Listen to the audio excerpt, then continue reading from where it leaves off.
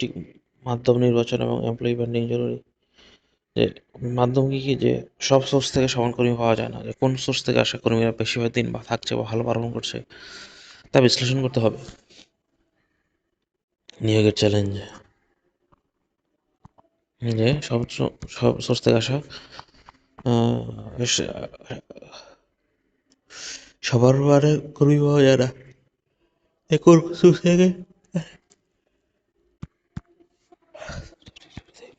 থেকে আশা করি ভালো পারফর্ম করছে, বেশি দিন থাকছে তা বিশ্লেষণ করা জরুরি। ইন্টারনেট ও online job board, BD jobs, LinkedIn, social media, কোম্পানির নিজস্ব পেজ বা ফেসবুক, ইন্টারনেট এবং অনলাইন জব বোর্ড। নিয়োগের মাধ্যমসমূহ ইন্টারনেট এবং online job board, social media, কোম্পানির নিজস্ব ফেসবুক বা পেজ, এমপ্লয়মেন্ট এজেন্সি, বিশেষ করে ব্লু কালার জব বা এক্সিকিউটিভ লেভেলের জন্য third party agency. Then college recruiting,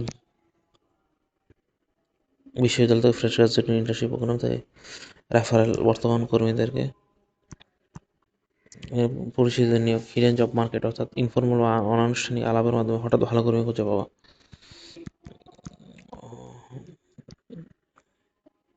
informal বা অনানুষ্ঠানিক আলোচনা আলাপের মাধ্যমে হঠাৎ ভালো কর্মী খুঁজে পাওয়া। দেন রিহায়ারিং, বর্তমান প্রাক্তন কর্মীদের পুনর্নিয়োগ দেওয়া, তারা আসলে কেন চলে গেছে সেটা যাচাই করতে হবে। ইন্টারনেট সোর্স কি যে internet, online job board, video, social media, college recruiting, recruitment agency, employment agency, বিশেষ করে ব্লু কালার জব বা থার্ড পার্টির জন্য employment agency, referral, Indian job market, অর্থাৎ আনইনফর্মাল অনানুষ্ঠানিক আলাপের মাধ্যমে হঠাৎ ভালো কর্মী খুঁজে পাওয়া। দেন রিহায়ারিং, পুরাতন কর্মীকে পুনরায় হায়ার করা। কর্মী সংগ্রহের জন্য প্রথাগত এবং আধুনিক উভয় মাধ্যমে ব্যবহৃত হয়। প্রথম হচ্ছে online job fair and posting এবং ভার্চুয়াল জব ফেয়ার। এটা হচ্ছে কস্ট এফেক্টিভ, সাশ্রয়ী, অর্থাৎ অনলাইনে একটা পোস্টের মাধ্যমে লাখ লাখ মানুষের কাছে পৌঁছানো যায় এবং রিয়েল টাইম চ্যাট এবং বায়োডাটা জমা দেওয়ার সুযোগ থাকে। অনলাইনে পোস্টের মাধ্যমে লাখ লাখ কাস্টমার কাছে পৌঁছে যাওয়া যায় এবং রিয়েল টাইম চ্যাট এবং বায়োডাটা জমা দেওয়ার সুযোগ দেন। অ্যাপ্লিকেন্ট ট্র্যাকিং সিস্টেম, অনেক সময় যোগ্য প্রার্থীরা আবেদন করে এটিএস সফটওয়্যার ব্যবহার করে নির্দিষ্ট ক্রাইটেরিয়া দিয়ে অটোমেটিক স্ক্রিনিং করা যায়, যা সময় বাঁচায়। এটিএস সফটওয়্যার দিয়ে অটোমেটিক ট্র্যাকিং সিস্টেম, অর্থাৎ মানুষ অযোগ্য প্রার্থীরা আবেদন করে এমবি চাইছে কিন্তু নেই, আবেদন করছে এটি সফটওয়্যার দিয়ে, একটা নির্দিষ্ট ক্রাইটেরিয়া দিয়ে অটোমেটিক স্ক্রিনিং করে করা যায়, সময় বাঁচায়। এটা অফলাইন বা ট্রেডিশনাল মিডিয়া, অর্থাৎ লুজ কালার বা সংমিশ্রণের জন্য ব্যবহৃত হয়। প্রফেশনাল জার্নাল আছে আবার নিউজ পেপারটা হচ্ছে ব্লু কালার বা সংমিশ্রণের জন্য বহুল ব্যবহৃত। Then professional journal, highly skill বা বিশেষিত পেশাজীবীদের জন্য ব্যবহার করা হয় professional journal. Doctor, engineer, highly বিশেষিত পেশাজীবী, highly skill. Then employment agency হলো পাবলিক এজেন্সি, সরকার রাষ্ট্র নিয়ন্ত্রিত সংস্থা। এমপ্লয়মেন্ট এজেন্সি যেমন বেকারদের তালিকা, রিহ্যাবিলিটেশন প্রোগ্রাম, যা সাধারণত বিনামূল্যে সেবা দেয়। পাবলিক এজেন্সি রাষ্ট্র বা এমপ্লয়মেন্ট সরকার বা রাষ্ট্র নিয়ন্ত্রিত সংস্থা, যা সাধারণত বিনামূল্যে সুযোগ দেয়। প্রাইভেট এজেন্সি চার্জের বিনিময়ে কাজ করে, এরা হেড হান্টিং করে এবং কোম্পানির যোগ্য প্রার্থীর তালিকা দেয়। এরা বিশেষ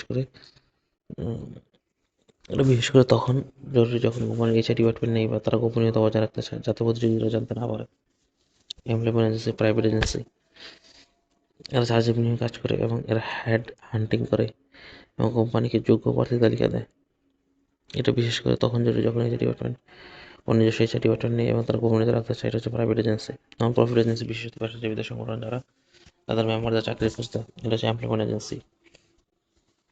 পাবলিক এজেন্সি সরকার বা রাষ্ট্রনিয়ন্ত্রিত সংস্থা, তারা কী করে বেকার তালিকা রিভলিউশন প্রোগ্রাম, এটা বা সাধারণ প্রার্থীদের যা সাধারণত বিনামূল্যে সেবা দেয়। আর প্রাইভেট এজেন্সিরা হচ্ছে চার্জের বিনিময়ে কাজ করে,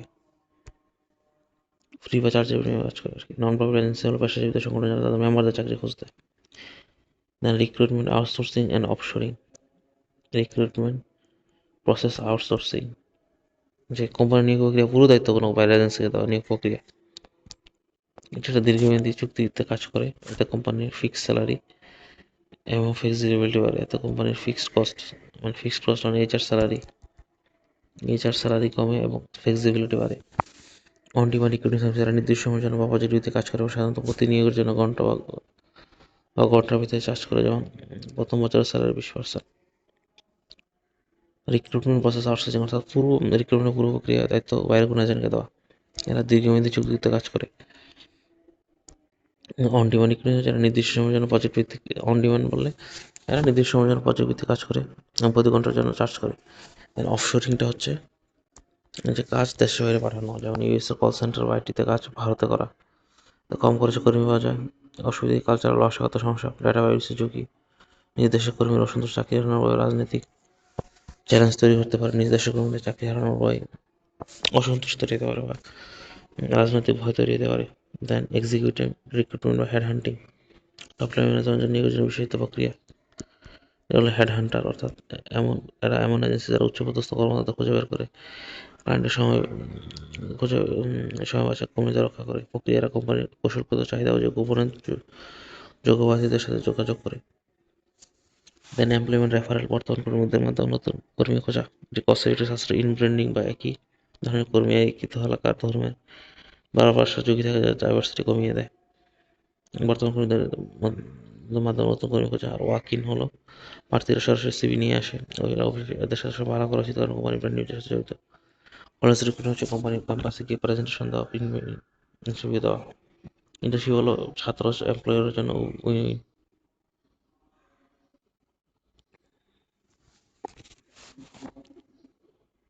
ডাইভার্স ওয়ার্কফোর্স হচ্ছে প্রতিষ্ঠান বৈচিত্র্যময় কর্মী, নারী, মাইনরিটি, বিভিন্ন বয়স, ডিসেবল থাকা জরুরি। এতে নতুন চিন্তাধারা ও সৃজনশীলতা বাড়ানোর সময় আইনি বাধ্যতার কারণে এটি করতে হয়। জব অ্যানালাইসিসের প্রসেস। ওয়ার্ক অ্যানালাইসিসটা কি, যে নির্দিষ্ট একটা জবকে পরিচ্ছন্নভাবে দেখলে চলে না, তো সে পুরো প্রতিষ্ঠানের মধ্যে কোথায় অবস্থান জরুরি। যেমন একজন ফিনান্সিয়াল অ্যানালিস্টের সাথে অন্য ডিপার্টমেন্টের সম্পর্ক, পার্সোনাল নির্ভরতার জন্য অর্গানাইজেশন চার্ট থাকা একটা প্রয়োজন। ওয়ার্ক অ্যানালাইসিস হচ্ছে কাজের ফ্লো বোঝার জন্য। এটা ভালো টেস্টের বৈশিষ্ট্য, বেসিক ডিজাইন হবে ভালো। যে কোনো রিক্রুটমেন্ট টেস্টে লিখিত ইন্টারভিউ প্রেজেন্টেশন কার্যকরতা হলো দুটি প্রধান গুণ থাকতে হবে। রিলায়েবিলিটি, যে নির্ভরযোগ্যতা বলতে টেস্টের স্কোরের ধারাবাহিকতা। আজকে যদি আইএলটিএস পরীক্ষাতে 7 পায়, একই দিন পর আবার একই পরীক্ষা দিয়ে 9 পায়, তবে সেই টেস্টের রিলায়েবিলিটি কম। একই ব্যক্তির স্কোর বারবার পরীক্ষা দিলে কাছাকাছি আসা উচিত। রিটেস্ট এস্টিমেট, যে একই টেস্ট পুনরায় নিতে হবে। Retest estimate, equivalent form estimate, একই ডিফিকাল্টি লেভেলের ভিন্ন প্রশ্ন দিয়ে টেস্ট নেওয়া। দেন রিলায়েবিলিটি পরিমাপ, টেস্ট রিলায়েবিলিটি কিনা তা বোঝার জন্য এইচআর ভাষায় রিলায়েবিলিটি কোএফিসিয়েন্ট ব্যবহার করেন। উপস্থিত ডাটা ব্যবহার করে একই ব্যক্তিকে দুইবার টেস্ট দেওয়া হয়। মূলত কোরিলেশন, গবেষণা ও সূচক। প্রথম দ্বিতীয় টেস্টের স্কোরিং বা প্লটিং কাছাকাছি থাকে, তবে টেস্টের রিলায়েবিলিটি বেশি। আর যদি স্কোরগুলো বিক্ষিপ্ত থাকে, তখন রিলায়েবিলিটি কম। ভ্যালিডিটি নিশ্চিতভাবে টেস্টে আসলে যা পরিমাপ করার কথা তা ঠিক পরিমাপ করতে আসে। ইন্টেলিজেন্স, বুদ্ধিমত্তা, জিকে বা মধ্যস্থ। ক্রাইটেরিয়া ভ্যালিডিটি,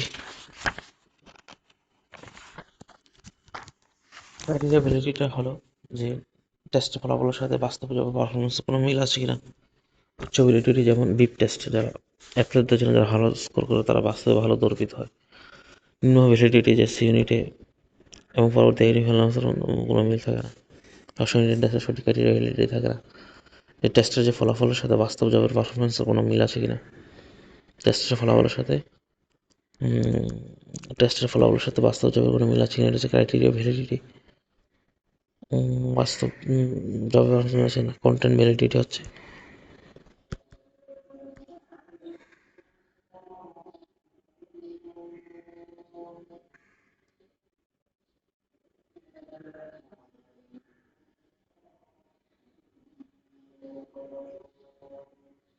টেস্টের বিষয়বস্তু এবং বাস্তব কাজের বিষয়বস্তুর মধ্যে মিল থাকাকে কন্টেন্ট ভ্যালিডিটি বলে।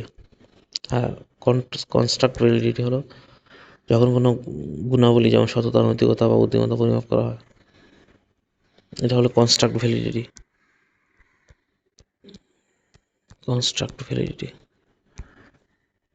যখন কোনো বিমূর্ত গুণাবলী, যেমন এক্সট্রাক্ট আইডিয়া, কনস্ট্রাক্ট, যেমন সততা, নৈতিকতা বা বুদ্ধিমত্তা পরিমাপ করা হয়।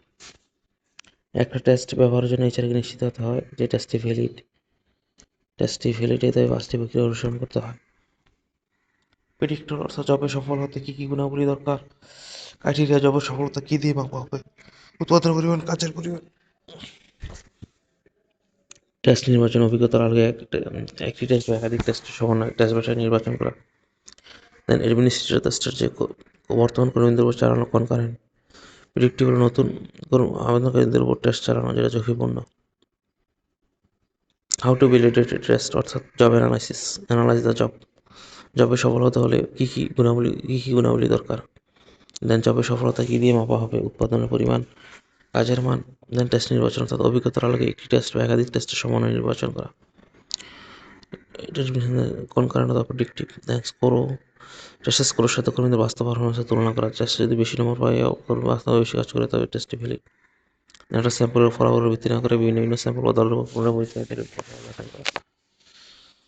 কগনিটিভ এবিলিটি টেস্ট, টেস্টের শ্রেণীবিভাগ অর্থাৎ টেস্টে বা পরীক্ষায় কী পরিমাপ করছে তার উপর ভিত্তি করে টেস্টকে 4 ভাগে ভাগ করা হয়েছে।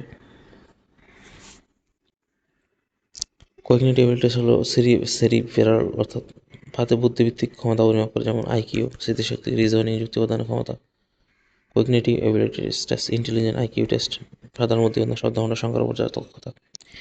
এপটিটিউড টেস্ট মস্তিষ্কের কিছু দক্ষতা যাচাই করে অর্থাৎ ভার্বাল কম্প্রিহেনশন, ছোট বা প্যাসেজের গভীর অর্থ বোঝার ক্ষমতা। ডিডাকটিভ রিজনিং যুক্তি খনন বোঝার ক্ষমতা। ভিজুয়াল স্পেশালাইজেশন কোনো বস্তুর অবস্থান পরিবর্তন করলে তা দেখতে কেমন হবে, কীভাবে কাজ করতে কল্পনা করার ক্ষমতা। ভিজুয়াল স্পেশালাইজেশন আর্কিটেক্ট নিয়ন্ত্রণ জরুরি। মোটর এবং ফিজিক্যাল এবিলিটি টেস্ট অর্থাৎ যেসব জবে শারীরিক সক্ষমতা জরুরি, ডিফেন্স, অ্যাস্ট্রোনট, ডাটা এন্ট্রি, সেখানে টেস্ট ব্যবহৃত হয়, যেখানে আঙ্গুলের ক্ষিপ্রতা, রিয়েকশন টাইম, স্টেমিনা, শারীরিক শক্তি পরিমাপ করা হয়। বাংলা স্বাধীনতা। পার্সোনালিটি অ্যান্ড ইন্টারেস্ট টেস্ট প্রার্থীর ব্যক্তিত্ব বোঝার জন্য ব্যবহার করা হয়, যেমন বিগ 5 মডেল, যে এক্সট্রাভার্সন, এগ্রিয়েবলনেস, কনসাসনেস, ওপেননেস, নিউরিটিসিজম। ইন্ডিভিজুয়ালের মতো আনরিলেশনাল কোম্পানিগুলি এই টেস্ট ব্যবহার করে। Personality and interest test current achievement test প্রার্থী তার একাডেমিক বা প্রফেশনাল জীবনে এখন পর্যন্ত কী কী শিখেছে, ফিনান্স, ইংরেজি, গণিত তা যাচাই করা হয়। Current achievement test. cognitive ability test, motor and physical ability test, personality and interest test, current achievement test. Work sample simulation অর্থাৎ এই টেস্টগুলোকে প্রার্থীকে সরাসরি জবের সাথে সম্পর্কিত বাস্তব কাজ বা একটি ক্ষুদ্র সংস্করণ পারফর্ম করতে বলা হয়। এটি প্রথাগত টেস্টের চেয়ে, যেগুলো ওয়ার্ক স্যাম্পল বলে, এটি প্রথাগত টেস্টের চেয়ে ভালো কারণ সরাসরি জব পারফরমেন্স মেজার করে। ওয়ার্ক স্যাম্পল হলো প্রার্থীর জবের মূল কাজগুলো মূল জবের একটা ছোট অংশ করতে দেওয়া হয় এবং পর্যবেক্ষণ করা, অর্থাৎ মেকানিক নিয়োগের সময় তার একটি টায়ার ফিট করানো বা ইঞ্জিন ঠিক করানো। মেকানিক নিয়োগ করানো, টায়ার ফিট করানো বা ইঞ্জিন ঠিক করানো। দেন ম্যানেজমেন্ট অ্যাসেসমেন্ট সেন্টার একটা ম্যানেজমেন্ট বা লিডারশিপের জন্য ব্যবহৃত হয়। 1 থেকে 3 দিনব্যাপী group discussion, in basket exercise এবং প্রেজেন্টেশনের মাধ্যমে মূল্যায়ন করা হয়। 10 জনের রেজিস্ট্রি দিতে বলা হয়, সমাধান করতে বলা হয়। ম্যানেজমেন্ট অ্যাসেসমেন্ট সেন্টার এমটিও। সিচুয়েশনাল জাজমেন্ট টেস্ট হলো একটা কল্পিত বা হাইপোথেটিক্যাল সংকটপূর্ণ পরিস্থিতি দেওয়া হয় এবং জানতে চাই সে কীভাবে সমাধান করবে। ব্যাংকের শর্টেজ হলে বা কাস্টমার হয়ে গেলে আপনি কীভাবে পরিস্থিতি সামলাবেন। Situational judgement test. Miniature job training, প্রথম প্রার্থীকে জবের উপর ছোট নিয়ে তারপর কাজ করতে হবে। এটি প্রার্থীর শেখার দ্রুততা যাচাই করে। গাড়ি কারখানা 2 সপ্তাহে প্রথমে লেদার সিট ফিটিং শেখানো, এরপর কাজ করতে দিয়ে মান যাচাই করা। Miniature job training.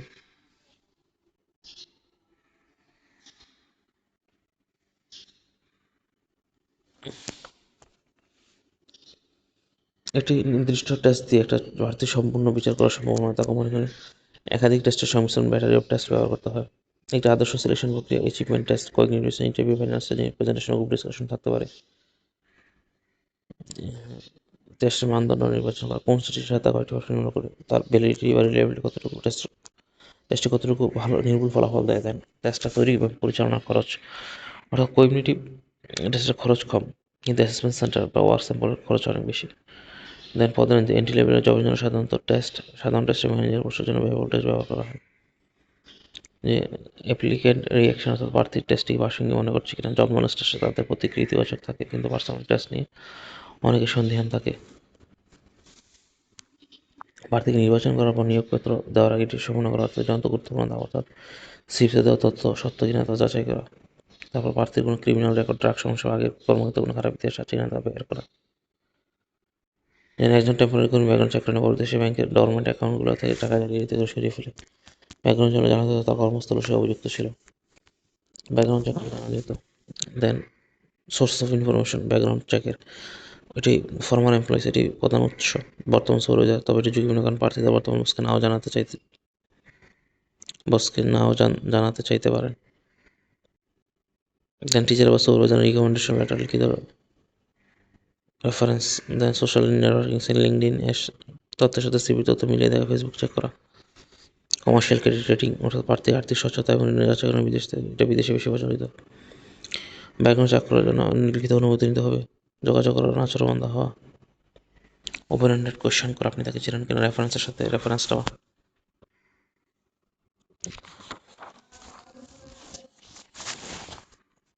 Medical and physical পরীক্ষা, যে প্রি এমপ্লয়মেন্ট মেডিকেল পরীক্ষার কারণ হচ্ছে এই পদের জন্য প্রয়োজনীয় শারীরিক সক্ষমতা আছে কিনা তা যাচাই করা। হাইট, ফিটনেস, দেন প্রার্থীর কোনো রোগ আছে কিনা, দেন ইন্স্যুরেন্স বা ক্ষতিপূরণ সুবিধা চয়ন করার সময় তার স্বাস্থ্যের অবস্থা যাচাই রেকর্ড ব্যবস্থা করা। সংক্রমণ সচেতন আছে কিনা, অনন্ত ক্ষতিকর নিশ্চিত হওয়া। রিলায়েবিলিটি হলো পরীক্ষার ফলাফলের ধারাবাহিকতা ও নির্ভরযোগ্যতা, যা প্রদর্শী যা পরিমাণ করার কথা সঠিকভাবে পরিমাণ করতে পারছে কিনা। ভালো সিলেকশন টেস্ট, অবশ্যই দুটো বিষয় থাকতেই হবে। রিলায়েবিলিটি ফলাফলের ধারাবাহিকতা, ভ্যালিডিটি হলো পরীক্ষাটি যা পরিমাণ করতে সঠিক পরিমাণ করতে পারছে কিনা। Validity criteria, construct and content. Cognitive personality interview. Training হলো নতুন এমপ্লয়ীদের কাজ করার জন্য প্রয়োজনীয় বেসিক স্কিল শেখানো। এটি শুধুমাত্র নতুন কর্মীদের জন্য, বর্তমান এমপ্লয়ীদের জন্য দক্ষতা উন্নয়ন বা দুর্বলতা কাটানোর জন্য ট্রেনিং সরবরাহ জরুরি। ট্রেনিং প্রচুর ব্যয় করা হয় যাতে প্রোডাক্টিভিটি পারফরমেন্স বৃদ্ধি করে। নেগলিজেন্ট ট্রেনিং লায়াবিলিটি, অর্থাৎ কর্মীকে যদি সঠিক ট্রেনিং না দেওয়া হয় বা অদক্ষতার কারণে তৃতীয় কোনো পক্ষ ক্ষতিগ্রস্ত হয় তাহলে কোম্পানি আইনত দায়িত্ব থাকে। বুলডোজার অপারেটরকে ট্রেনিং না দিলে সে যদি দুর্ঘটনা তার কোম্পানিকে দায় নিতে হয়। স্ট্র্যাটেজিক কনটেক্সট ট্রেনিং, অর্থাৎ কোম্পানি ট্রেনিং প্রোগ্রামটি অবশ্যই স্ট্র্যাটেজিক গোলের সাথে সামঞ্জস্যপূর্ণ হতে হবে। অর্থাৎ এইচআরই বৈঠকটি নিশ্চিত করতে হচ্ছে ট্রেনিং কোম্পানির বর্তমান লক্ষ্য অর্জনে সহায়তা করছে। যদি অটোমেশন সার্ভিসের মাধ্যমে কাস্টমার সার্ভিস উন্নত করে স্ট্র্যাটেজি নেয় এবং এমপ্লয়ি তাদের কম্পিউটার ও সফটওয়্যার স্কিল বাড়ানোর ট্রেনিং দিতে হবে। এই মুহূর্তে এথিক্স বা ল্যাঙ্গুয়েজ ট্রেনিং দেওয়া স্ট্র্যাটেজি হবে না, যদি এই বিষয়গুলো গুরুত্বপূর্ণ। অটোমেশন বা কাস্টমার সার্ভিস উন্নত করার স্ট্র্যাটেজি নিচ্ছে, কিন্তু এমপ্লয়ীদেরকে সফটওয়্যার বা স্কিল বাড়ানোর ট্রেনিং দিতে হবে। যদি এই মুহূর্তে এথিক্স বা ল্যাঙ্গুয়েজ টেস্টিং ট্রেনিং দেওয়া হয়, এটা ঠিক হবে না। ট্রেনিংয়ের 5টা মডেল। এডি মডেল, অ্যানালাইজ ট্রেনিং নিড বা প্রয়োজন বিশ্লেষণ করা, ট্রেনিংয়ের প্রোগ্রাম ডিজাইন করা, কোর্স বা কন্টেন্ট ডেভেলপ করা, ট্রেনিং প্রদান বাস্তবায়ন করা, ট্রেনিং পাত্র কার্যকরিতা মূল্যায়ন করা। যেটা প্রথমে ট্রেনিং নিড অ্যানালাইসিস, অর্থাৎ প্রশিক্ষণের প্রয়োজনীয়তা বিশ্লেষণ করে। ট্রেনিং নিড অ্যানালাইসিস হলো কোম্পানি সকল এমপ্লয়ীদের প্রশিক্ষণের প্রয়োজন হয় না, তাই শুরুতে ঠিক করতে হয় কার কী ধরনের ট্রেনিং দরকার। যেমন দুই ভাগে ভাগ করা, task analysis, performance analysis. Task analysis মূলত নতুন এমপ্লয়ীদের জন্য করা হয়। এর প্রধান উদ্দেশ্য হল নির্দিষ্ট প্রয়োজনীয় স্কিল বা দক্ষতাগুলো খুঁজে বের করা এবং নতুন এমপ্লয়ির বর্তমান দক্ষতার সাথে তা মিলিয়ে দেখা, অর্থাৎ কোনো নির্দিষ্ট প্রয়োজনীয় স্কিল বা দক্ষতাগুলো খুঁজে বের করা, এটা নতুন এমপ্লয়ির বর্তমান দক্ষতার সাথে মিলিয়ে দেখা। প্রথম জব ডিসক্রিপশন বিশ্লেষণ করে দেখা যে ওই কাজে নাকি কী স্কিল দরকার, এরপর নতুন এমপ্লয়ি সেই তথ্যগুলো আছে কিনা তা যাচাই করা হয়। যদি কোনো গ্যাপ থাকে, যেমন এমপ্লয়ি এক্সেল পারে কিন্তু টেকনিক্যাল অ্যানালাইসিস পারে না, তবে সেই নির্দিষ্ট গ্যাপ পূরণের জন্য ট্রেনিং দেওয়া হয়। টাস্ক অ্যানালাইসিস আর পারফরমেন্স অ্যানালাইসিস বর্তমান এমপ্লয়ীদের জন্য, এটি পুরাতন বর্তমানের জন্য, আর টাস্ক অ্যানালাইসিস নতুন এমপ্লয়ীদের জন্য। নির্দিষ্ট জন্য প্রয়োজনীয় স্কিল ও দক্ষতাগুলো খুঁজে বের করা এবং নতুন এমপ্লয়ির বর্তমান দক্ষতার সাথে মিলিয়ে দেখা। জব ডিসক্রিপশন বিশ্লেষণে দেখা হয় কি স্কিল, এক্সেল টেকনিক্যাল স্কিল দরকার। কম্পিটেন্স মডেল, যে টাস্ক অ্যানালাইসিস করে আধুনিক কম্পিটেন্সি মডেল। ডায়াগ্রামের মধ্যে দেখা যায় যে এমপ্লয়ির সফল হওয়ার জন্য কী কী জ্ঞান, স্কিল বা আচরণগত গুণাবলীর প্রয়োজন যেগুলো কাছ থেকে সেটা নিয়ে দেওয়া হয়। পারফরমেন্স অ্যানালাইসিস হলো পুরাতন এমপ্লয়ীদের জন্য, অর্থাৎ টাস্ক অ্যানালাইসিস করার একটা আধুনিক ও গ্রাফিক্যাল পদ্ধতি হলো কম্পিটেন্স মডেল। ট্যাগের মধ্যে দেখা হয় যে কর্মীর সফল হওয়ার জন্য কী কী জ্ঞান, নলেজ বা আচরণগত দক্ষতা থাকতে হবে। দেন পারফরমেন্স অ্যানালিস্টটা হচ্ছে বর্তমান এমপ্লয়ির জন্য, অর্থাৎ পুরাতন বা বর্তমান এমপ্লয়ীদের জন্য।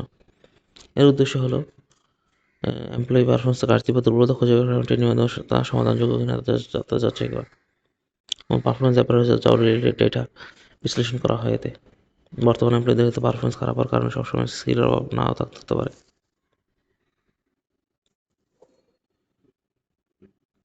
ট্রেনিং বসে ডিজাইন, ট্রেনিং লার্নিং অবজেক্টিভ ঠিক করা, কন্টেন্ট বা সিলেবাস ঠিক করা, বাজেট, ডেভেলপমেন্ট, ম্যাটেরিয়াল তৈরি করা, বাস্তবে ট্রেনিং দেওয়া, ইভ্যালুয়েশন ট্রেনিং যাচাই করা। ডিজাইন হলো ট্রেনিং উদ্দেশ্য বা লার্নিং আউটকাম ঠিক করা, অর্থাৎ অবজেক্টগুলো স্মার্ট হতে হবে, specific, measurable, achievable, realistic, time specific হতে হবে।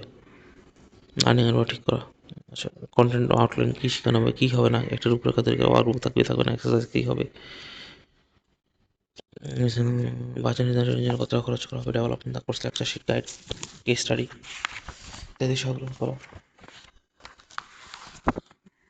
এটা গুরুত্বপূর্ণ যে যদি কন্টেন্ট বা ম্যাটেরিয়াল ভালো না হয় তবে ট্রেনিং বোরিং হবে, পার্টিসিপেন্টরা কিছুই শিখবে না, কিছু শিখতে পারবে না।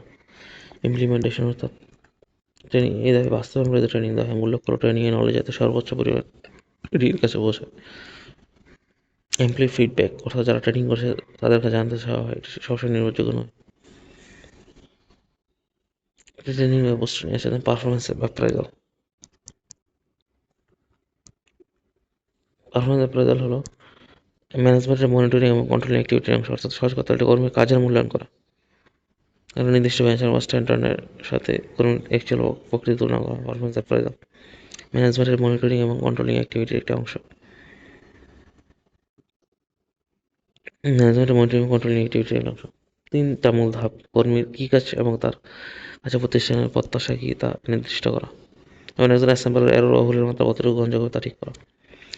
কাজের স্ট্যান্ডার্ড নির্ধারণ, তুলনামূলক বিচার অর্থাৎ নির্বাচিত স্ট্যান্ডার্ডের সাথে প্রকৃত কাজের তুলনা করা, ভালো সন্তোষজনক ফিডব্যাক প্রদান, পরীক্ষা এবং তা যাকে তা জানানো। দেন পারফরমেন্স ম্যানেজমেন্ট, এটা অবিরাম বা কন্টিনিউয়াস প্রক্রিয়া। এর লক্ষ্য হলো কর্মীর ব্যক্তিগত গোলকে কোম্পানির সামগ্রিক গোলের সাথে সামঞ্জস্যপূর্ণ করা, গোল সেট করা, মনিটর করা। স্পেসিফিক লক্ষ্য সুনির্দিষ্ট হতে হবে, মেজারেবল পরিমাপযোগ্য হতে হবে, লক্ষ্যটি চ্যালেঞ্জিং হতে হবে।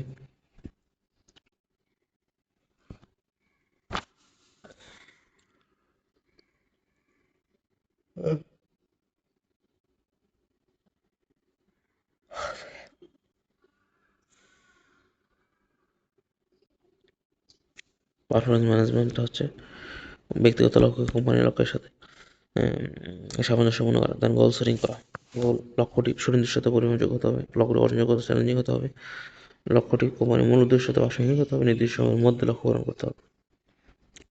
কর্মী পারফরমেন্স মূল্যায়ন সুপারভাইজার, ইমিডিয়েট বস, সহকর্মী মূল্যায়ন করে। সহকর্মীরা ফরমাল বা ইনফরমাল দুইভাবে একে অপরকে চেনেন, এতে বন্ধুত্বের খাতিরে বায়াস হওয়ার বা সত্যতার কারণে কারো রেটিং দেওয়ার সুযোগই থাকে।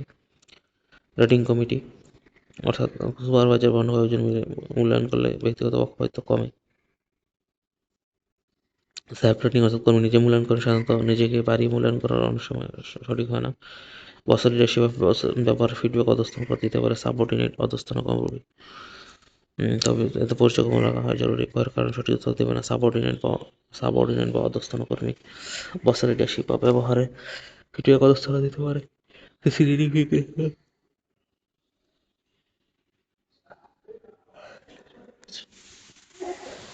বস সহকর্মী অধস্তন কাস্টমার নিজের তথ্যের সমন্বয়ে মূল্যায়ন করা হয়, এটি কর্মীর আচরণের পরিবর্তন খুব সহায়ক।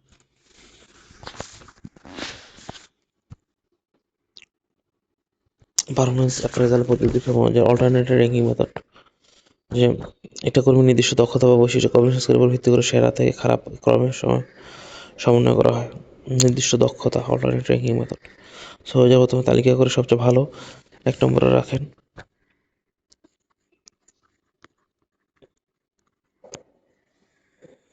সবচেয়ে খারাপ তালিকার বসে শেষে রাখেন।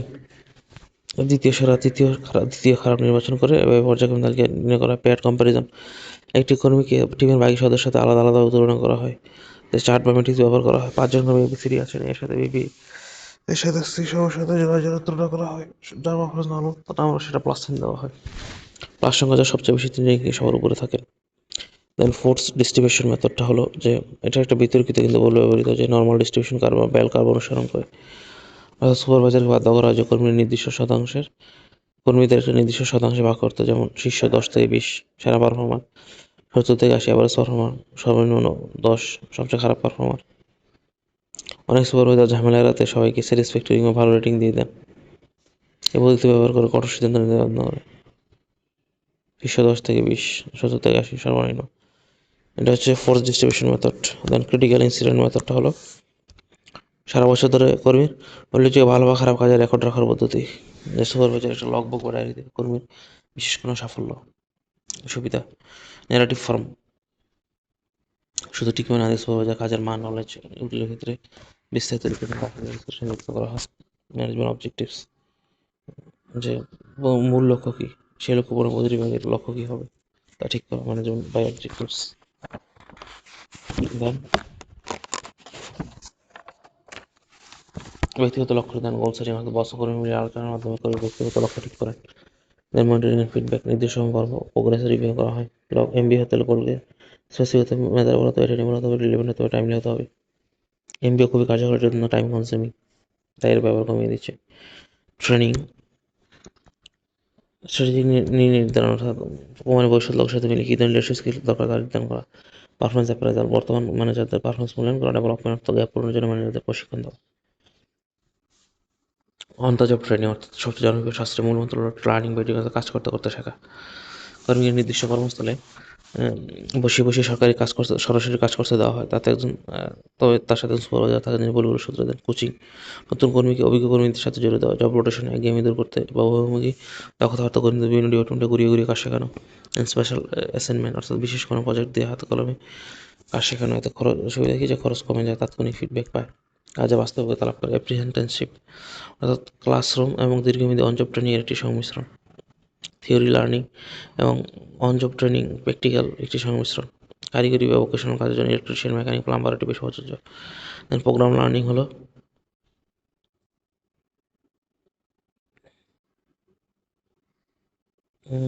প্রোগ্রাম লার্নিং হলো যে কর্মীকে একটা সমস্যা বা তথ্য দেওয়া হয়, কর্মী তার নিজের মতো করে সমস্যার সমাধান দেয়।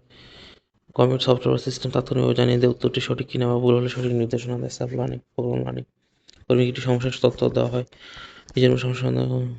দেন ভেস্টিবুলার ট্রেনিং হলো কাজের পরিবেশ খুব ঝুঁকিপূর্ণ, মেশিনের যন্ত্র ব্যবহৃত তখন এই পদ্ধতি, যেমন কর্মক্ষেত্রের বাইরে একটা কৃত্রিম পরিবেশ তৈরি করে সিমুলেটর বা ডামি ইকুইপমেন্ট প্রশিক্ষণ দেওয়া হয়।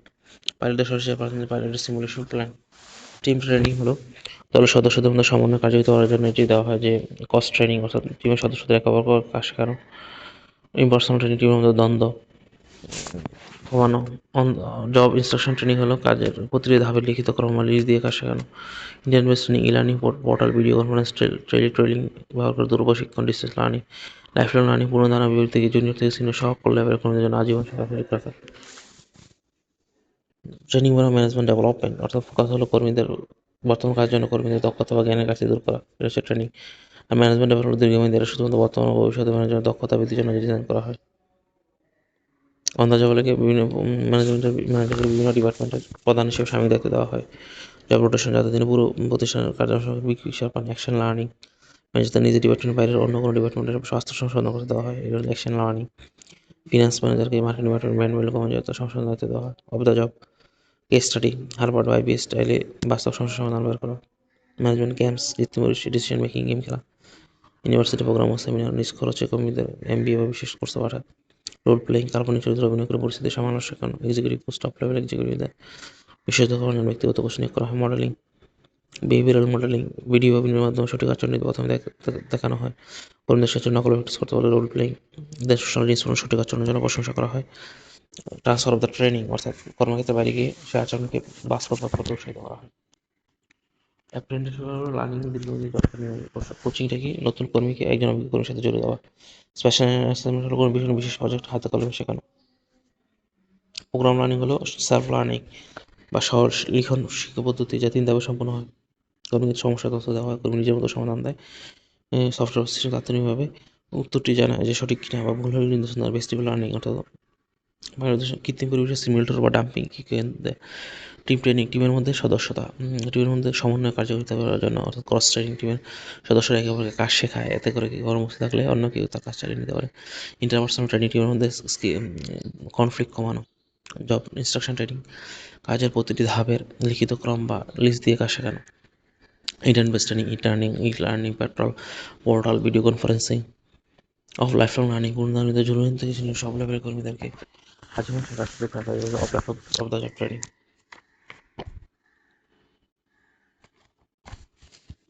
পার্সোনাল ট্রেনিং আবার আসি।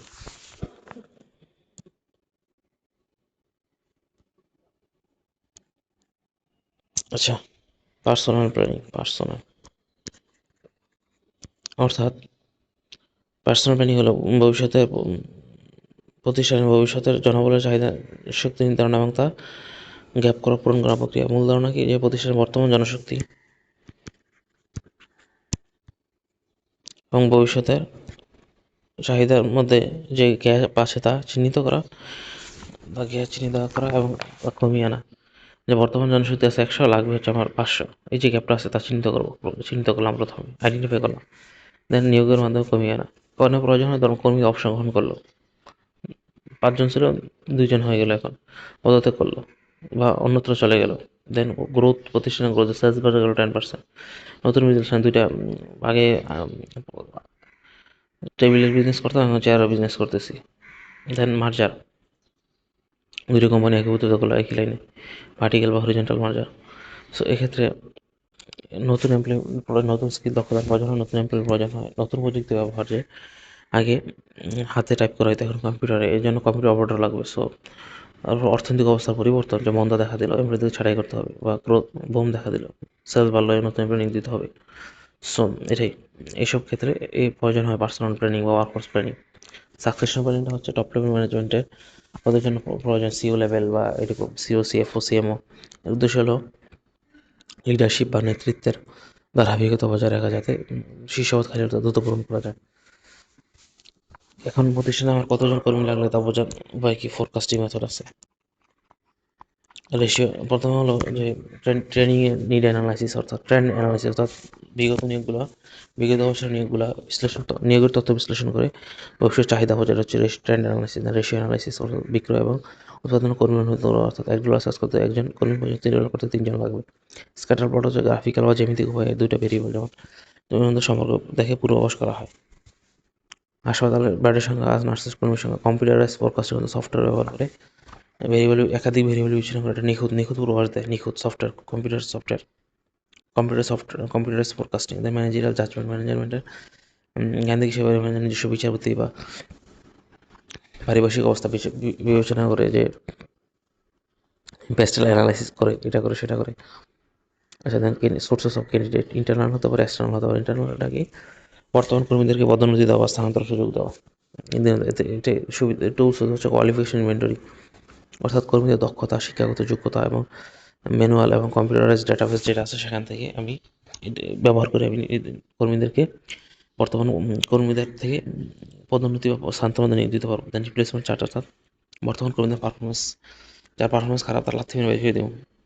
বর্তমান কর্মীদের পারফরমেন্স এবং প্রমোশনের যোগ্যতা, অর্থাৎ কে কত বছর ধরে প্রতিষ্ঠানে আছে, তার যোগ্যতা, কার প্রমোশন পাবে এই বছর। যোগ্যতা বিশ্লেষণ করা হয়, চার্ট তৈরি করা, রিপ্লেসমেন্ট চার্ট। না, আগে আমি বর্তমান কর্মীদের পারফরমেন্স করে যে যোগ্যতা বিশ্লেষণ করে তারপর আমি চার্ট তৈরি করবো, রিপ্লেসমেন্ট চার্ট। সুবিধা করি কম প্রতিষ্ঠানে, সুবিধা কি? কালচার সম্পর্কে জানে প্রতিষ্ঠানে, মনোবল বাড়ে, মোটিভেশন বাড়ে, মোরাল বাড়ে, নিয়োগের খরচ কমে, বাইরে নিয়োগ দিতে হয় না, সার্কুলেট করতে হয় না, ভ্যালিডিটি টেস্ট, ক্রাইটেরিয়া, অন্য কিছুই করতে হয় না। দেন নতুন আইডিয়া দৃষ্টিভঙ্গির অভাব হতে পারে, এত পলিটিক্যাল বায়াস কাজ করতে পারে। এক্সটার্নাল সোর্স হলো প্রতিষ্ঠানের বাইরে থেকে নতুন কর্মী নিয়োগ দেওয়া, অর্থাৎ এক্ষেত্রে বিষয়ত যখন জ্ঞান দরকার হয়, ডাক্তার, ইঞ্জিনিয়ার লাগবে, এতে তখন এটি করা হয়, যা বর্তমান প্রতিষ্ঠানে নেই। তারপর দ্রুত প্রবৃদ্ধি ঘটে এটি করলে। দেশে বেকারত্বের হারে প্রভাব পড়ে, বেকারত্ব হলে সহযোগকর্মী পাওয়া যায়, আর বেকারত্ব বেশি হলে সহযোগকর্মী কম হলে নিয়োগ কঠিন হয়।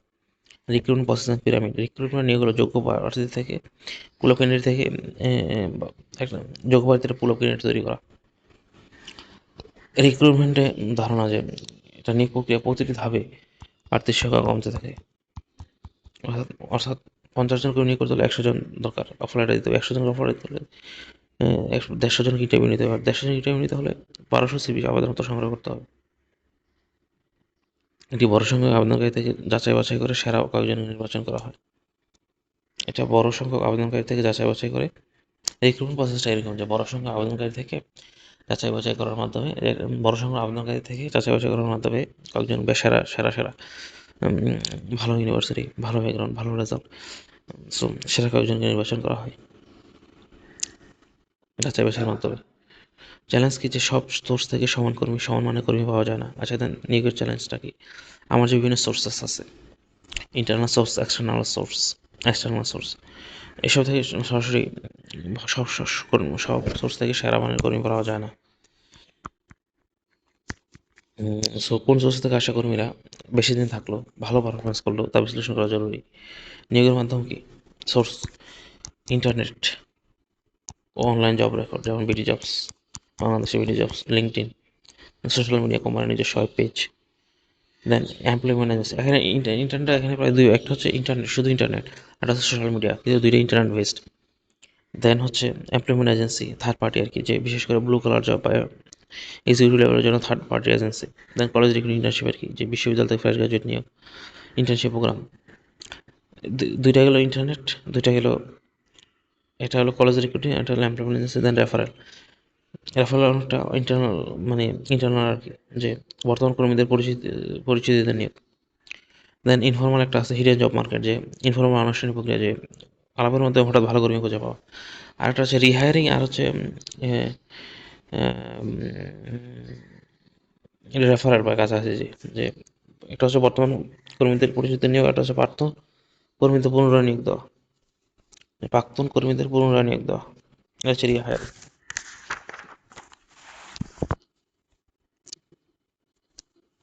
তাহলে ইন্টারনেট বেসড, ইন্টারনেটের প্রথমটা কি, যে ইন্টারনেট, ইন্টারনেট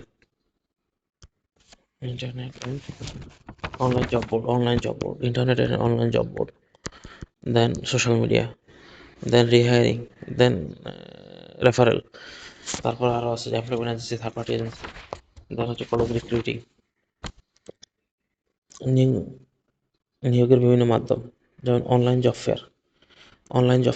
পোর্টাল, যেটা ছিল, যে যেটা কস্ট ইফেক্টিভ, সাশ্রয়, একটা পোস্টের মাধ্যমে লাখ লাখ এমপ্লয়ীদের আবেদন নেওয়া যায়, ভার্চুয়াল কমেন্ট করা যায়, রিপ্লাই দেওয়া যায়, রিয়েল টাইম চ্যাট করা যায়, এমপ্লয়ীদের সাথে বায়োডাটা জমা দেওয়ার সুযোগ, এমপ্লয়ি ট্র্যাকিং সিস্টেম ব্যবহার করে স্ক্রিনিং করা যায়, যে এটি সফটওয়্যার ব্যবহার করে নির্দিষ্ট ক্রাইটেরিয়ার ভিত্তিতে অটোমেটিক স্ক্রিনিং করা যায়। দেন অফলাইন বা ট্রেডিশনাল মিডিয়া, নিউজ পেপারে আমি দিতে পারি যে আমার এই পোস্টে এতজন নিয়োগ দিতে পারি, এটা ব্লু কালার বা শ্রমিক শ্রেণীর জন্য বহুল ব্যবহৃত। দেন প্রফেশনাল জার্নাল, যে জার্নালগুলো যেগুলো আছে, যেখানে প্রফেশনাল জার্নাল, যেগুলো ডাক্তারদের, ইঞ্জিনিয়ারদের, সেখানে আমি নিয়োগ প্রক্রিয়া দিতে পারি, যে এই স্কিলের এই এমপ্লয়ি, এতজন এমপ্লয়ি লাগবে, হাইলি স্কিল বা বিশ্বহিত জবের জন্য এটা। আর এমপ্লয়মেন্ট এজেন্সি হচ্ছে পাবলিক প্রাইভেট হতে পারে, যে পাবলিক একটা এজেন্সি থাকে, প্রাইভেটলি যারা টাকার বিনিময়ে। আরেকটা হচ্ছে যে নন প্রফিট এজেন্সি।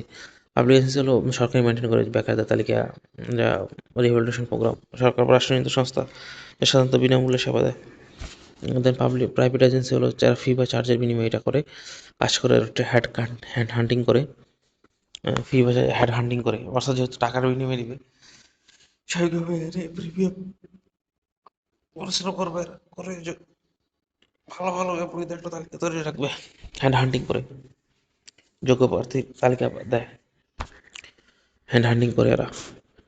এবং এটা জরুরি যখন নিজস্ব এইচআর ডিপার্টমেন্ট নেই, এদের ভূমিকা বজায় রাখতে চায়। নন প্রফিট এজেন্সি পেশাজীবীদের সংগঠন, যারা চাকরির খোঁজ দেয়, যারা তাদের মেম্বারদের চাকরির খোঁজ দেয়, খোঁজ দিবে, নিয়োগ দিবে না। নন প্রফিট এজেন্সিগুলা যেহেতু নন প্রফিট, তাই এরা তো সরাসরি নিয়োগ বা তালিকা দিবে আর কি, হ্যাঁ, যে তালিকাও দেবে না, জাস্ট যে চাকরিদের মেম্বারদের চাকরির খোঁজ দিবে, সার্কুলারটা জানাবে, এটাই। রিক্রুটমেন্ট প্রসেস আউটসোর্সিং, যে একটা পুরো প্রক্রিয়াটাকে আমি চাইলে বাইরের করা, রিক্রুটমেন্ট প্রসেস আউটসোর্সিং পুরো প্রক্রিয়াকে চাইলে বাইরে কোনো এজেন্সিকে দিয়ে দিতে পারি, আর দীর্ঘমেয়াদী চুক্তিতে কাজ করে। এতে এছাড়া ফিক্স স্যালারি কমে, ফ্লেক্সিবিলিটি বাড়ে। দেন অন ডিমান্ড রিক্রুটিং সার্ভিস, অর্থাৎ একটি নির্দিষ্ট সময়ের জন্য বা প্রজেক্ট ভিত্তিক কাজ করে, যে সাধারণত প্রতিনিয়োগের জন্য ঘণ্টাভিত্তিক কাজ করে। On demand recruitment service, on demand ODRS, যে নির্দিষ্ট সময়ের জন্য বা প্রজেক্ট ভিত্তিক এরা কাজ করে। অন ডিমান্ড রিক্রুটিং সার্ভিস, যেমন প্রথম বছর স্যালারি 20% দিয়ে দিব। অন ডিমান্ড রিক্রুটিং সার্ভিস, এরা নির্দিষ্ট সময় ভিত্তিক কাজ করে। অন ডিমান্ড মানে এমন না যে তাড়াতাড়ি এসে দিয়ে দিব বা এখনও নিয়োগ দিয়ে দিব, এরা আসলে এটা সময়কে মিন করে, নির্দিষ্ট সময়ের জন্য প্রজেক্ট ভিত্তিক কাজ করে। প্রতিনিয়োগের জন্য ঘণ্টাভিত্তিক চার্জ করে। ঘণ্টা ভিত্তিতে হতো নিয়োগের জন্য, যেমন প্রথম বছর স্যালারি 20%, যেমন আমার টিউশন মিডিয়াগুলো দেখি, নির্দিষ্ট সময়ের জন্য প্রজেক্ট কাজ করতেন। অফশোর হলো দেশের বাইরে কাজ পাঠানো, যেমন কল সেন্টার, ভারতের আইটি কাজ, কম খরচে কাজ পাওয়া যায়, কম খরচে কর্মী পাওয়া যায়, অসুবিধে কালচারাল ভাষার সমস্যা, তারপরে ডাটা প্রাইভেসি ঝুঁকি থাকে, অথবা নির্দেশে কর্মীদের অসন্তোষ থাকে, চাকরি হারানো অথবা রাজনৈতিক ঝুঁকি তৈরি হতে পারে, রাজনৈতিক চাপ তৈরি হতে পারে। দেন এক্সিকিউটিভ হেড হান্টিং। হেড হান্টিং বলতে এক্সিকিউটিভদের বোঝায়। হেড হান্টিং অথবা এক্সিকিউটিভ রিক্রুটমেন্ট, অর্থাৎ হেড হান্টার আছে যারা এমন পদস্থ উচ্চ কর্মীদেরকে খুঁজে বেড়ায়, অর্থাৎ এরা গোপনে সময় বাঁচা ক্লায়েন্টের এবং কর্মীদের রক্ষা করে। প্রক্রিয়া হচ্ছে কোম্পানি কৌশলগত চাহিদা হতে গোপনে কর্মীদের সাথে যোগাযোগ করা। এই প্রক্রিয়া হেড হান্টিং বা এক্সিকিউটিভ রিক্রুটমেন্ট বা হেড হান্টিং।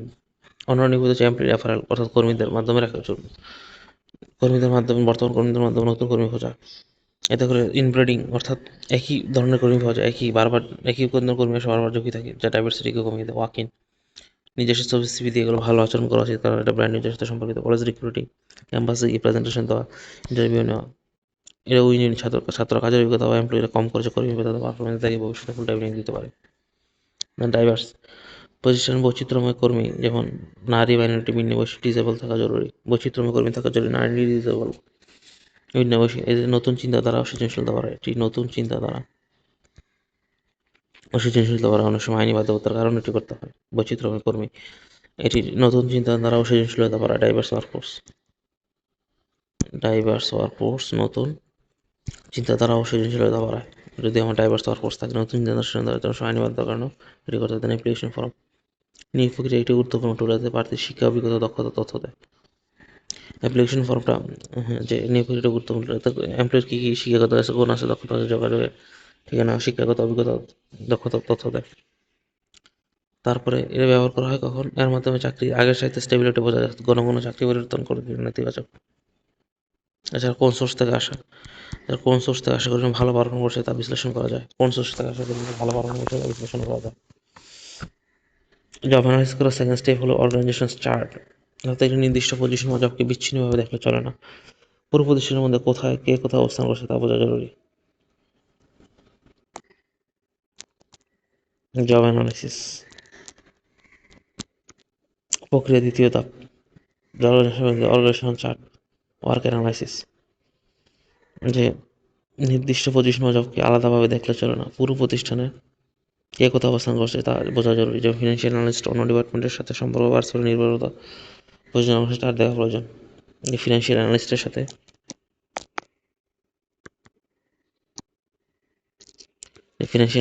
সাথে অন্য ডিপার্টমেন্টের, যেমন প্রোডাকশনের সম্পর্ক, ফিনান্সিয়াল অ্যানালিস্টের সাথে প্রোডাকশনের সম্পর্ক, আবার ইন্টারডিপেন্ডেন্সি বোঝার জন্য অর্গানাইজেশন চার্ট দেখা প্রয়োজন।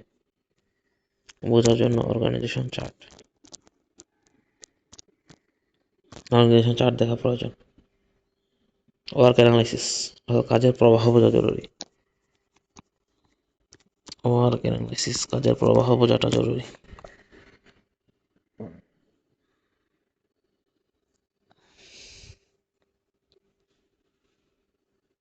আচ্ছা, তাহলে ফিনান্সিয়াল অ্যানালিস্টের সাথে অন্য ডিপার্টমেন্টের সম্পর্ক বা পারস্পরিক নির্ভরতা, ইন্টারডিপেন্ডেন্সি বোঝার জন্য অর্গানাইজেশন চার্ট দেখা প্রয়োজন। ওয়ার্ক অ্যানালাইসিস, কাজের প্রবাহ বোঝার জন্য।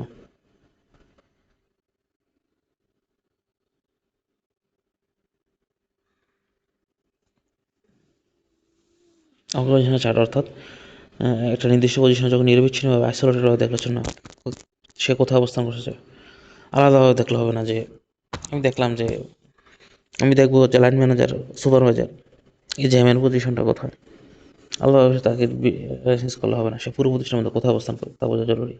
যেমন ফিনান্সিয়াল অ্যানালিস্টের সাথে অন্য ডিপার্টমেন্টের সাথে কী পারস্পরিক নির্ভরতা, ইন্টারডিপেন্ডেন্সি বোঝা। ইন্টারডিপেন্ডেন্সি বুঝতে হবে যে জ্যামের উপর কারা নির্ভর করে, জ্যাম কাদের উপর নির্ভর করে। কন্টেক্সট বুঝতে সাহায্য করে। ওয়ার্ক অ্যানালাইসিস অর্থাৎ কাজের প্রভাব বোঝার জন্য ওয়ার্কফ্লো, কাজের শুরু থেকে শেষ পর্যন্ত কী কী অ্যাক্টিভিটি বা ধাপ হতে হয়, ইনপুট কী আউটপুট কী, তার মাধ্যমে বোঝা যায়। বাই প্রোডাক্ট সুবিধা কিছু, ওয়ার্কফ্লো অ্যানালাইসিস করলে বর্তমান প্রসেস ত্রুটি বা ইনএফিসিয়েন্সি দক্ষতা বোঝা যায়, যেটা বিজনেস প্রসেস রি-ইঞ্জিনিয়ারিংয়ের সুবিধা পাওয়া যায়।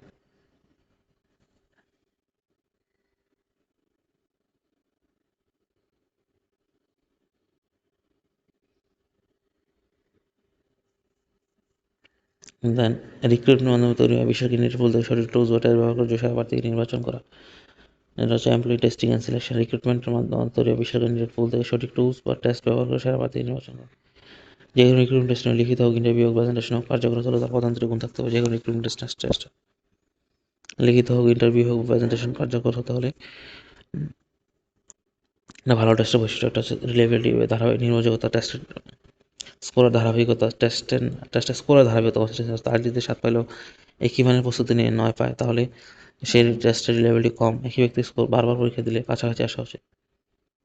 রিটেস্ট এস্টিমেট, অর্থাৎ একই টেস্ট নির্ধারণ করবে কীভাবে একই টেস্ট পুনরায় নিতে হবে। রিলেভেন্ট ইকুইভ্যালেন্ট ফর্ম এস্টিমেট, অর্থাৎ একই ডিফিকাল্টির ভিন্ন প্রশ্ন দিতে হবে অথবা একই টেস্ট পুনরায় নিতে হবে। রিটেস্ট এস্টিমেট রিলায়েবিলিটি পরিমাপ করার উপায়, অর্থাৎ একটি টেস্ট রিলায়েবল কিনা তা বোঝার জন্য রিলায়েবিলিটি কোএফিসিয়েন্ট অর্থিত ব্যবহার করে একই ব্যক্তিকে দুইবার টেস্ট দেওয়া হয়। একই ব্যক্তিকে দুইবার টেস্ট দেওয়া হয়। যদি টেস্টের স্কোরের প্লটিং বা গ্রাফ কাছাকাছি হয়, তবে টেস্ট রিলায়েবিলিটি বেশি। যদি স্কোরগুলো বিক্ষিপ্ত থাকে, তখন রিলায়েবিলিটি কম বা খারাপ। এছাড়া কি এমন টেস্ট নির্বাচন করতে যার যে কোর্সে কনসিস্টেন্ট রিলায়েবিলিটি কোএফিসিয়েন্ট অনেক বেশি। ভ্যালিডিটি নিশ্চিত করে যে টেস্টে আসলে যা পরিমাপ করার কথা তা পরিমাপ করতে পারে।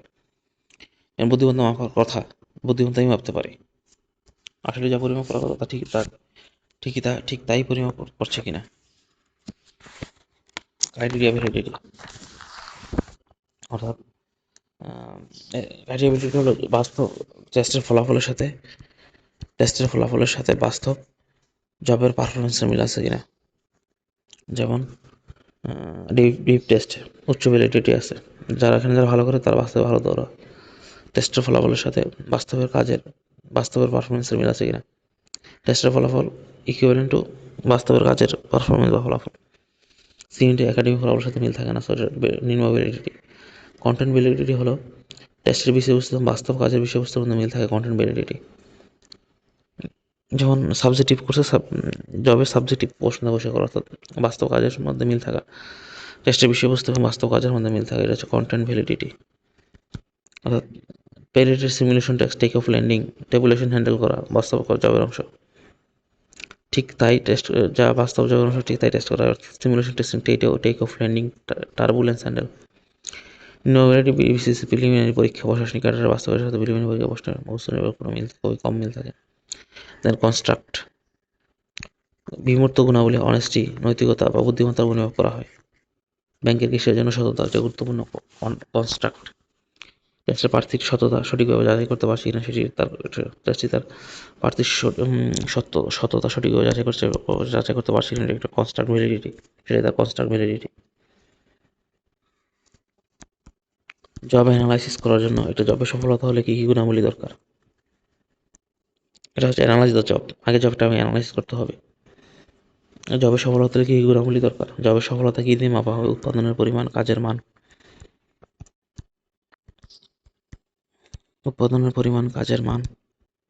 জব অ্যানালাইজ দ্য জব সফলতা কী কী গুণাবলী দরকার। ক্রাইটেরিয়া কি, প্রেডিক্টর, প্রথমে প্রেডিক্টর। ক্রাইটেরিয়া কি, জবের সফলতা হলে আমার বিবিএ থাকতে হবে, এমবিএ থাকতে হবে, 5 বছর ওয়ার্কিং এক্সপিরিয়েন্স থাকতে হবে। প্রেডিক্টর, জব অ্যানালাইসিসের জন্য প্রেডিক্টরস। দেন ক্রাইটেরিয়া, অর্থাৎ জবের সফলতা কী দিয়ে মাপা হবে। আমি বছরে কী পরিমাণ সেলস করি, আমি বছর কয়টা প্রোডাক্ট উৎপাদন করি। Analyse the job analysis predictors. এটা হলো প্রেডিক্টর। ক্রাইটেরিয়া, জবের সফলতা কী দিয়ে মাপা হবে। দেন টেস্ট নির্বাচন, যে অভিজ্ঞতার আলোকে একাধিক টেস্টের সমন্বয় টেস্ট ব্যাটারি নির্বাচন করা। অ্যাডমিনিস্ট্রেটর, যে বর্তমান কর্মীদের উপরে টেস্টটা চালিয়ে দেখা। টেস্ট ভ্যালিডেশন, এটা প্রক্রিয়া। প্রথমে জবটাকে অ্যানালাইসিস করলাম, দেন চুজ দ্য টেস্ট, একাধিক টেস্ট নিলাম। বর্তমান কর্মী চালাতে পারি অথবা নতুন আবেদনকারীদের উপর নতুন আবেদনকারীদের উপর চালাতে পারি, কিন্তু সেটা ঝুঁকিপূর্ণ, এটা বলে প্রেডিক্টিভ। যেমন টেস্ট স্কোরের সাথে কর্মীর বাস্তব পারফরমেন্সের, যে আমি যে উৎপাদন বা যেটা নির্ণয় করলাম যে তার পারফরমেন্স উৎপাদন দিয়ে মাপবো, তুলনা করো। যদি টেস্টে বেশি নম্বর পাওয়া যায়, আমি কর্মী বাস্তব বেশি কাজ করে